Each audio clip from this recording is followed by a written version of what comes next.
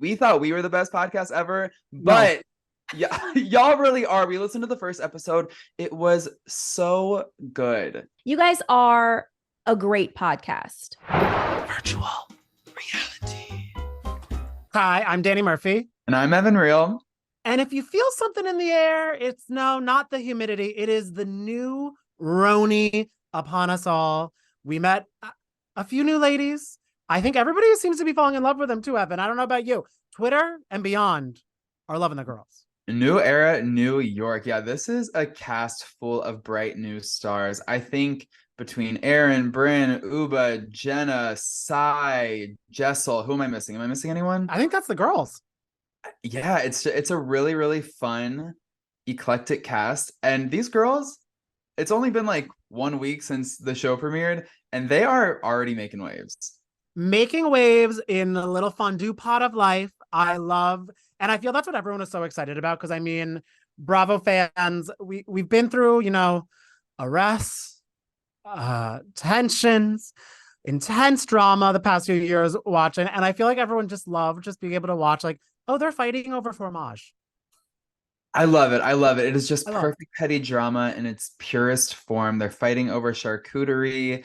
They're, Jessel's throwing up at the premiere party, which she became such a hero for. Like, Twitter fell in love with her because that is just those are the antics that made Bravo fans fall in love with the first iteration of RHONY. So it's nice that while it is a completely new show and a new cast, they continue to pay homage to their founding mothers, like Sonia and Ramona and Luann and all those girls.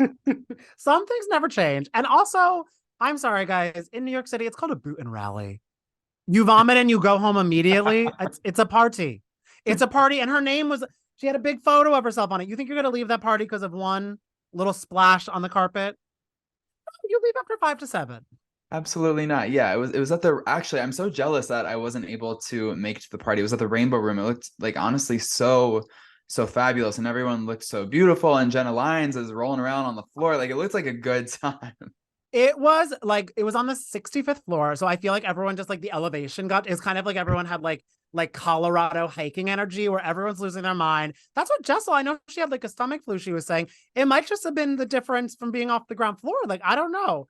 There's a lot going on. But what I love about these ladies is that while they are being touted as, like, they're like, oh, we are, we're the new era. We have a little bit here and there. They keep the drama going. Because I do love the first Watch What Happens Live.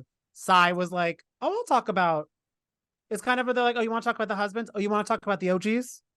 Oh, I'll tell you that Ramona was a TB to me, total bitch to me at Art Basel. Ramona was a total bitch to me at Art Basel. Which I feel is also such like a chic housewife thing to say. Like, it gives you just like, yeah, I was at Art Basel, a brag. Talking to Ramona, another brag. And she was a bitch to me, which I feel is a badge of honor. Honestly, yes. And the thing that Ramona said to her was like, good luck, you're going to need it, which like is not incorrect. And then after that, I proceeded to say, oh, I just want to introduce myself. I'm on the reboot, the new era. Right. And I'm the one who took your job. She said, honey, good luck. You're going to need it. But it seems like luck is on these girls' side because everyone, like we've mentioned, seems to be definitely falling in love with them. I mean, even so much that the fans are coming to Andy and they're like, hey, with the success of the RHONY reboot, are you going to reboot other shows? And Andy's like, that's an idea. That one emoji he sent, I feel, made every housewives across the globe just shaking. They're like, Andy, they're like, what is Threads? And why is he talking about us on Threads? With like these new girls, like that, like new girls are ready to bring energy. Like, they understand the assignment. Like, even before the show premiered, we chatted with Bryn and Aaron, and they dropped some spicy tidbits about their personal lives, their relationship with other people in the Bravo universe. I think Aaron said that she and her husband, who is so cute, by the way, have like an agreement where they can flirt with other people at. I know. So that's what I kind of am obsessed with. So like, yeah, if you're falling in love with Aaron or Abe and like you're behind them at All Bon Pon, do really wealthy people from Tribeca go to All Bon Pon? I don't know. And I don't think so. But say you're behind them in line, you could be like, hi, I also love muffins. Like, you know what I mean? Like, they're down. And also I love, because I think that was Abe's first taste of a Page 6 headline. So his Instagram thing was like, what? Like, he was kind of silly with it. But it is a cute, they're just so confident in their relationship, they say. Well, I love that. I love that jealousy isn't an issue. And you and I now have the freedom to let them know that we love muffins. And also, Aaron's brother, I don't know if he is single or has an agreement, but he's also very handsome. Oh my God, the way. Do you know the Muffin Man? Aaron's brother? I want to know that Muffin Man. He is fine. If you guys haven't seen Aaron's brother on Twitter, Danny and I encourage you to do a little searchy search, and you'll find the most gorgeous photo of a male specimen to ever exist. He is so fine. Now, what I wonder is, because we're both loving his energy, I wonder if single girl Brynn has scoped him out, because Brynn, obviously, she's the single girl in the cast, very flirtatious. I could see them having a little moment. And she also let us know that Lisa Vanderpump kind of encouraged her to be herself and, talk about the ABCD dicks. Well, and she, after meeting Aaron's brother, she might have a certain special D to discuss. I mean, you never know. Although I don't know how that would really work out, because it seems like Aaron and Brynn are in full-on frenemy mode. Like, it seems like it has potential to be like a little brutal, which kind of love that energy going into a new franchise. Well, what I feel is getting teased is, I think Brynn knew about the little flirtation agreement and maybe did it at Aaron and Abe's anniversary party. Which I guess there's some parties that have different rules. There's some boundaries for sure, it seems. Okay. And that the one girl who's not going to flirt with Abe is Brynn. She not learned her lesson. Yeah, Abe is not her babe. Abe not the babe. Abe not the babe. But where there were no boundaries on Just Be or Rewives, or they kept on being confused about what the podcast was called. I think because Bethenny has like 5 to 95 podcasts. But I think the world carried on, when Bethenny and Jill Zarin reunited, and it felt so good. The RHONY universe is really out here doing the absolute most.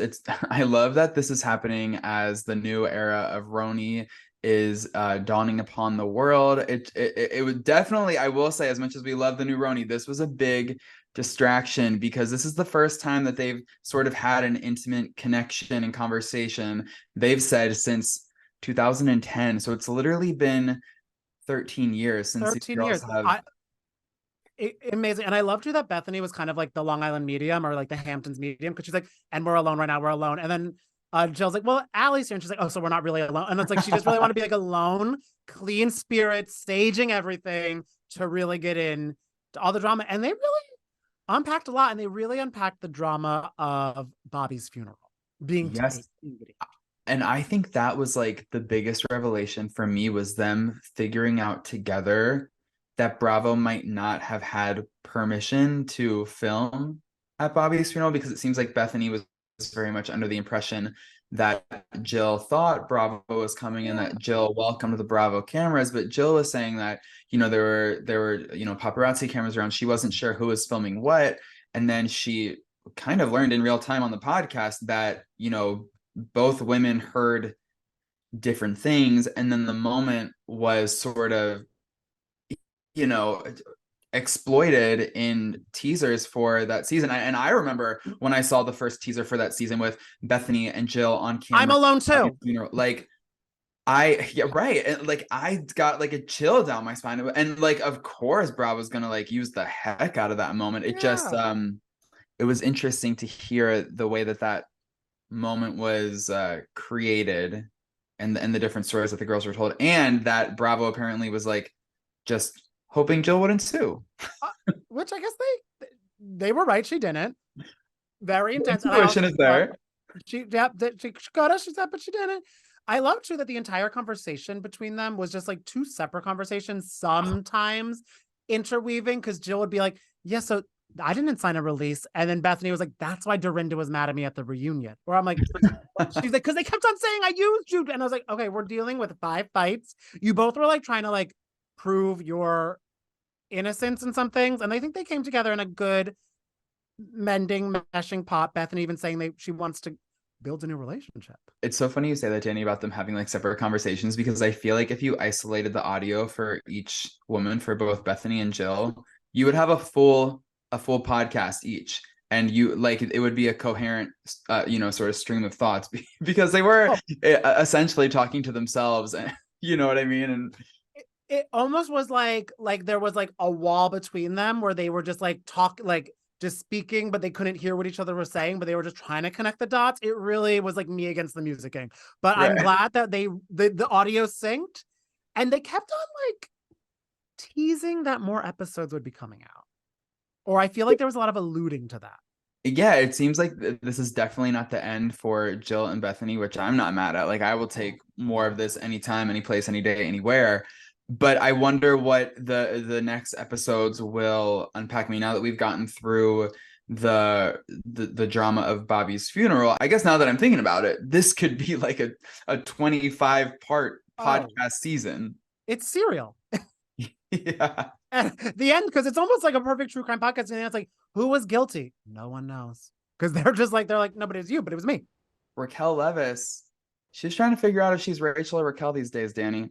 She's not a girl. I know, she really is confused. And I feel like she's probably just so stressed. She's like, what should my Insta handle be now? Like, all of this world is imploding on her. She's like, oh my God, I need to change my handle. This is so stressful, because apparently it's Rachel now. Yeah, someone spotted her TikTok handle is Rachel Leviss now, but it is a private account. I don't know if she's like ready to like sort of reopen the floodgates back on TikTok, because I know there's there's a lot of thoughts, feelings, and opinions still happening on social media in regards to Raquel or Rachel or however she likes to be referred to now. I will say, if she is indeed going by Rachel, I mean, more power to sort of take ownership of Rachel, because that has definitely been weaponized. Like, her real name has been weaponized. The whole cast is calling her Rachel, like, so might as well call yourself Rachel. And I mean, one of her most, I mean, of course, she didn't win the reunion by any stretch, but what did make me laugh is she was like, it's a nickname. You get it, right, Lala? See, that was definitely like a moment of clarity for Miss Rachel. Or Miss Rachel. But yeah, apparently while everyone is in Tahoe filming, or they're with Lucas Gage's, or what her name is, eating, Rachel's just spotted nowhere to be seen yet, right? Well, yeah, she was just spotted in Tucson, Arizona, apparently visiting family, while the rest of the cast is in Lake Tahoe on a cast trip.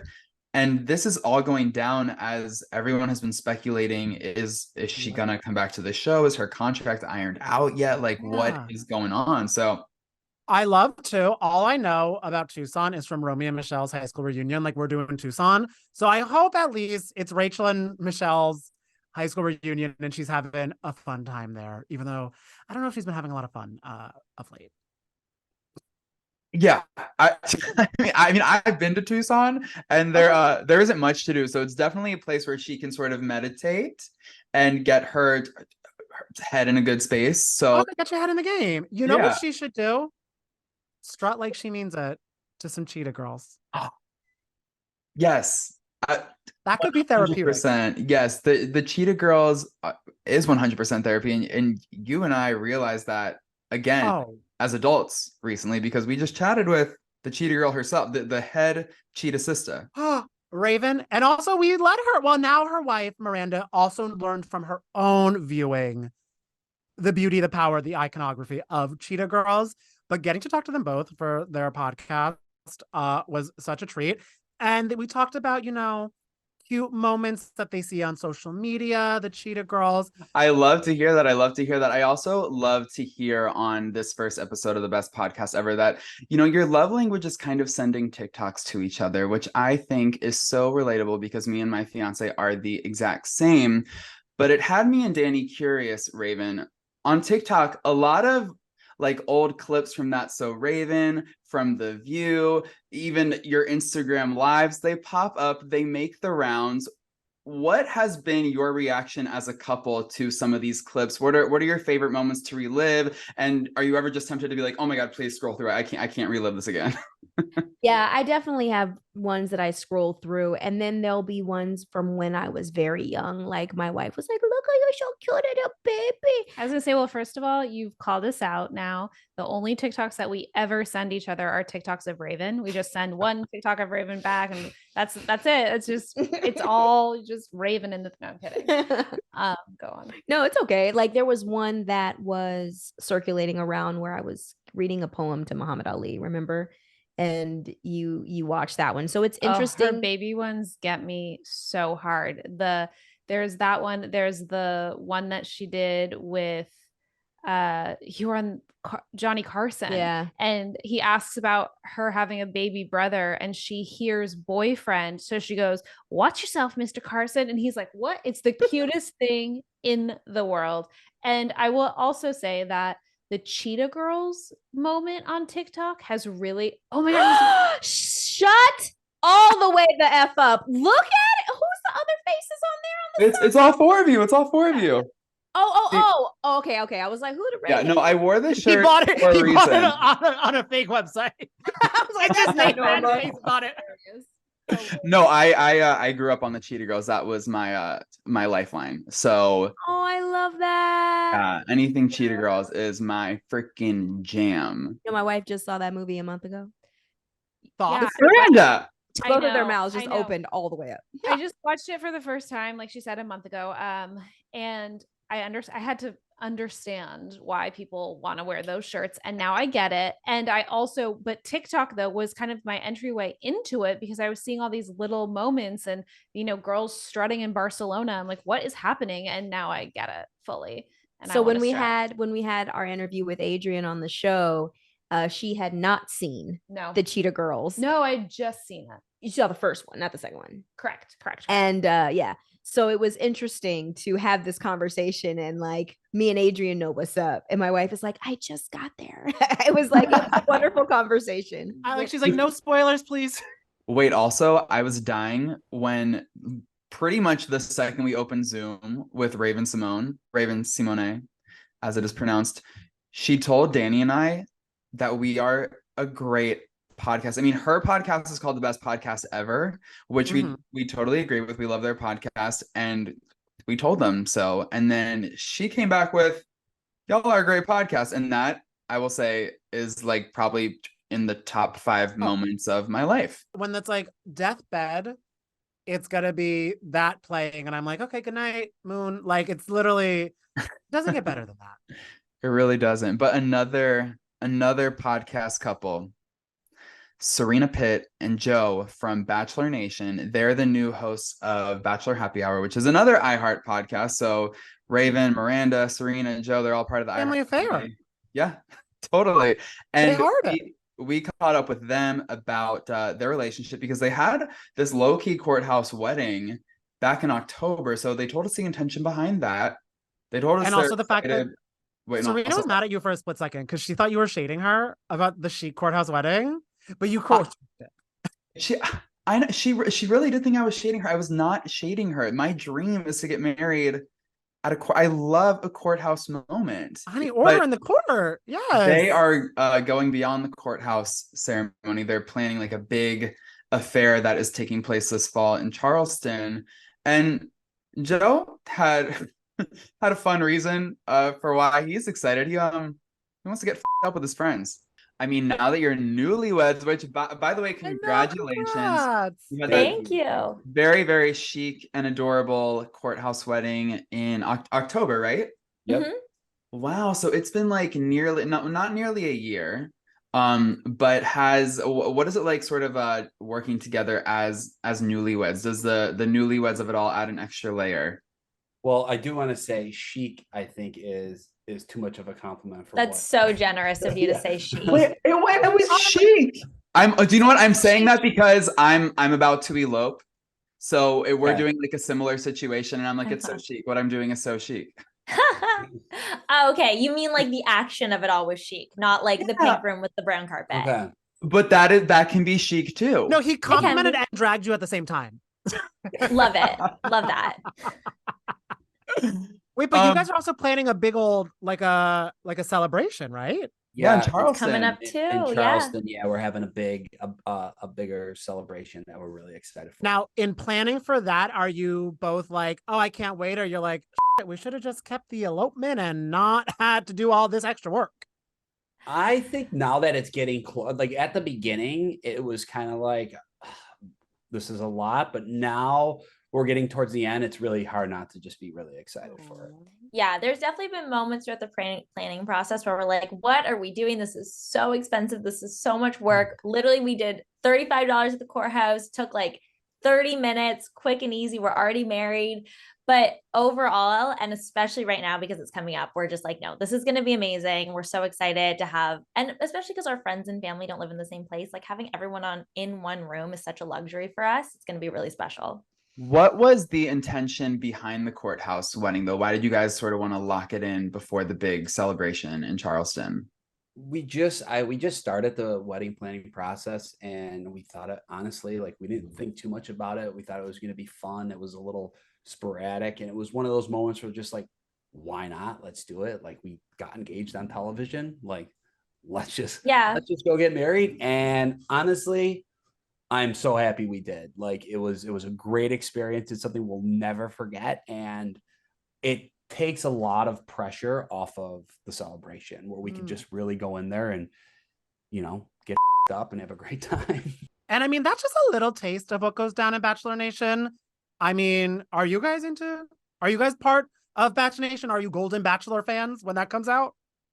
Yeah, let us know, because we don't talk much about Bachelor Nation on Virtual Reality, but we can and we will. And like you mentioned, Danny, the Golden Bachelor is coming up. So let us know if you want to get into that. Honestly, I want to see how these AARP folks are getting down in the Bachelor Mansion. You know what I'm saying? Like, I feel like they've got a different approach to dating, and one that like might actually work. Oh, exactly. It's not like, because it is like they're not looking for followers, honey. They're looking for the will. And when there's a will, there's a way down the aisle, baby. And I might apply.